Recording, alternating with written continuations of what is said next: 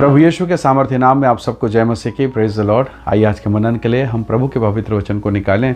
मेरे साथ में प्रभु के वचन को निकालिएगा। भजन संहिता उसका 150 अध्याय और उसका वचन 4 यहाँ लिखा है, डब बजाते और नाचते हुए उसकी स्तुति करो, तार वाले बाजे और बांसुरी बजाते हुए उसकी स्तुति करो। Praise the lord, hallelujah. परमेश्वर के लोगों, बाइबल के सबसे मोटी, लंबी और बड़ी किताब कौन सी है? तो कहेंगे भजन संहिता। हालेलुया।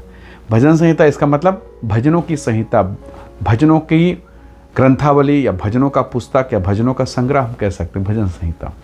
और भजन संहिता का अधिकांश जो भाग है उसका लिखने वाला दाऊद है। हम उसे राजा दाऊद कहते हैं, पर पहले वो दाऊद है, फिर राजा दाऊद है। हालेलुया। वो छोटा सा लड़का गड़ड़िया जो भेड़ बकरियों को चराया करता था, पर परमेश्वर से बहुत प्रेम करता था, और इतना अधिक प्रेम कि उसके प्रेम करने का तरीका नहीं बदला, आराधना करने का पैटर्न नहीं बदला, वो और डीप और गहरा।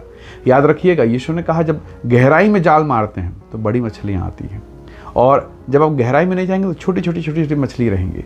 तो जितना आप गहरे में जाएंगे मछलियों का साइज बड़ा होता चला जाता है। Praise the Lord.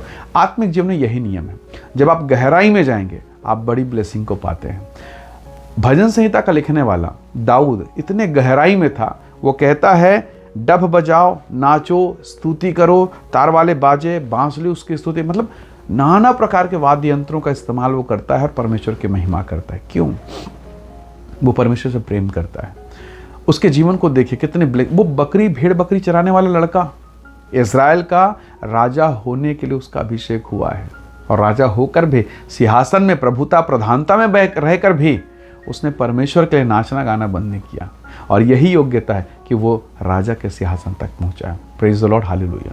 प्रभु के लोगों, एक मसीही व्यक्ति को आराधना करना, प्रभु की भक्ति करना, परमेश्वर के निकटता में रहना, परमेश्वर के सम्मुख में आनंदित करना प्रशंसा का विषय है। आपने देखा होगा बाराती का ग्रुप जब निकलता है, दूल्हा घोड़ी में बैठा है या रथ में बैठा है, या हो सकता है किसी कार में बैठा, पर बाकी लोग जो उससे संबंधित है इतना नाचेंगे, इतना। और कौन नाचेगा देखना? जो दूल्हे के एकदम करीबी है ना, ब्लड रिलेशन, खून वाला संबंध, बहुत घनिष्ठता वाला मित्र, वो तो खूब नाचेंगे। और जिसको आप देखेंगे कोई नाच नहीं रहा तो समझ जाना इसका संबंध उतना गहरा नहीं है। तो जो जितना गहराई में होगा ना, वो उसके साथ नाचेगा, कूदेगा, धूम मचाएगा, थकेगा फिर भी नाचेगा। क्यों? क्योंकि वो बता रहा है तेरी शादी में सबसे ज़्यादा खुश मैं हूँ। हालांकि शादी में सबसे ज़्यादा दूल्हा खुश है, पर लोग बता रहे हैं हम भी खुश हैं। तो परमेश्वर के लोगों, ये तो एक उदाहरण है, एक घटना है, बस एक समझाने का तरीका है। सोचो तो सही, प्रभु की उपस्थिति में, परमेश्वर के भवन में आकर कौन सबसे ज़्यादा खुश है? यदि आप खुश हैं तो बताइए परमेश्वर को, मैं खुश हूँ। करे दाऊद बहुत बताता था, मैं खुश हूँ प्रभु, बहुत खुश। और वो तो इतना आनंदित होकर परमेश्वर की महिमा करते। जरा सोचिए, आपका कोई शत्रु है, आपका कोई दुश्मन है, आपका पड़ोस अड़ोस जो भी रहे, आपके ऑफिस में जहाँ भी रहे, और जब आपका चेहरा उतरा हुआ रहे, एकदम मुरझाया हुआ, रोने का आपका जी हो, वैसा चेहरा देख के आपके शत्रु के मन में क्या होगा? बहुत आनंद होगा, उसको बहुत आनंद लगेगा। आज ऐसा लगेगा कि पता नहीं क्या हो गया, ये तो बस मर ही जाएगा, इतनी खुशी उसको मिलने वाली है। पर जरा आप मुस्कुराते रहें, इठलाते रहें, खुश रहें, हंसते रहें, गुनगुनाते रहें, आपका मित्र जो आज आपके आसपास रहेंगे उनको तो समझ में आएगा, पर वो जो दुश्मन है ना, उसको समझ में नहीं आएगा, और वो जल भूंज के, साधारण भाषा में कहें, जल भूंज के राख हो जाएगा। तो आपका बड़ा शत्रु कौन? शैतान। वो कभी नहीं चाहता आपका भला हो।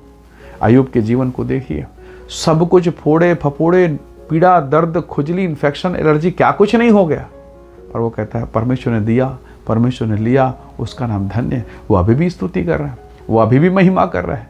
शैतान को शर्मिंदा होकर भागना पड़ा, और परमेश्वर ने दुगना उसे वापस दिया। Praise the Lord. खुदा के लोगों, प्रभु के बेटे और बेटियों, यही समय है जब आपका हानि हो जाए, जब नुकसान हो जाए, जब आप पीड़ा में हो, दुख होकर क्या वो पीड़ा खत्म हो जाएगी? रोने से, क्या विलाप करने से आपकी परिस्थिति बदल जाएगी? कभी नहीं। प्रभु का वचन कहता है, पौलुस कहता है, कब? जब वो बंदीगृह में था, उसने कहा आनंदित रहो, मैं फिर तुमसे कहता हूँ प्रभु में सदैव आनंदित रहो। मैं ये नहीं कह रहा हूँ कि आंख बंद करके अंधविश्वास के साथ हम आनंदित रहें, नहीं। हम सब चीज़ों को देखें, नफ़ा नुकसान सब कुछ, नेगेटिव पॉजिटिव सब कुछ, उसके बावजूद हम परमेश्वर में आनंदित रहें और धन्यवाद करें। जब आप ये करना सीख जाएंगे, परमेश्वर आपको बहुत आशीष देगा, आपको बड़ी ब्लेसिंग देगा, क्योंकि आशीषें ऐसे ही आती है। Praise the lord, hallelujah. इसलिए प्रभु के वचन को देखिए। दाऊद कहता है सबसे लंबी किताब उसने लिखी, भजनों की संहिता लिख दी स्तुति और महिमा के लिए। हालेलुया। प्रभु के लोगों, जब आप दुख में, क्लेश में, पीड़ा में आनंदित होंगे, स्वर्ग का परमेश्वर आप पर दया करेगा। उसका स्वभाव है, गहरे जल के ऊपर अंधियारा था पर परमेश्वर का आत्मा मंडलाता था। प्रभु का आत्मा छोड़ा नहीं था। हो सकता है आज आपका जीवन अंधियारा हो, गहराई में, उथल पुथल, बेडौल, सुनसान, पर याद रखें स्वर्ग का परमेश्वर अभी भी आपके ऊपर में है। आप कहेंगे, आप दुआ करेंगे, आप महिमा करेंगे और परमेश्वर का आत्मा काम करना शुरू कर देगा। हालेलुया। इसलिए आंसू, पीड़ा, अकेला, बेडौलपन में घबराइए नहीं, स्वर्ग का परमेश्वर आपके साथ है। आइए दुआ करें, प्रभु की उपस्थिति को मांगें, प्रभु के चमत्कार को मांगें। प्रेमी अनुग्रहकारी स्वर्ग के पिता, मेरे प्रिय भाई बहनों पर दया कर, ब्लेस कर, अनुग्रह कर, महिमा और आशीष इनका हिस्सा हो जाए। परमेश्वर के सामर्थ्य इनके भीतर में कार्य करे। प्रभु ब्लेस कर, आशीष दे और जो वचन इन्होंने सुना है इनके जीवन के लिए, घर परिवार, फैमिली के लिए आशीष का कारण बने। धन्यवाद पिता, प्रार्थना सुनने के लिए प्रभु यीशु के सामर्थ्य नाम से मांगते हैं। आमीन, आमीन। प्रभु आप सबको बहुत ऐसे आशीष दे। परमेश्वर का अनुग्रह आप सबके साथ हो। Praise the Lord. जय मसीह।